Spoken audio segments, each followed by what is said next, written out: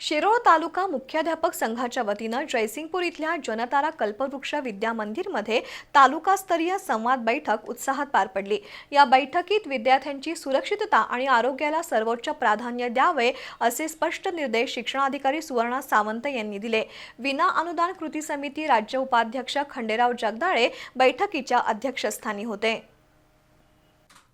शिरोळ तालुका मुख्याध्यापक संघाची बैठक जयसिंगपूरमधील जनतारा हायस्कूलमध्ये पार पडली।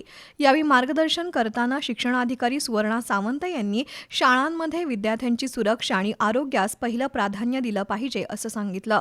तसंच महापूर काळात घ्यावयाची दक्षता, आपत्ती व्यवस्थापन आणि प्रशासकीय कामकाज याविषयी सखोल मार्गदर्शन केलं।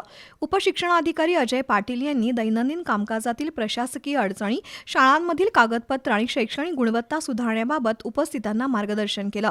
तर मुख्याध्यापकांच्या प्रशासकीय अडचणी सोडवण्यासाठी नेहमीच प्रयत्नशील असेल अशी ग्वाही खंडेराव जगदाळे यांनी दिली।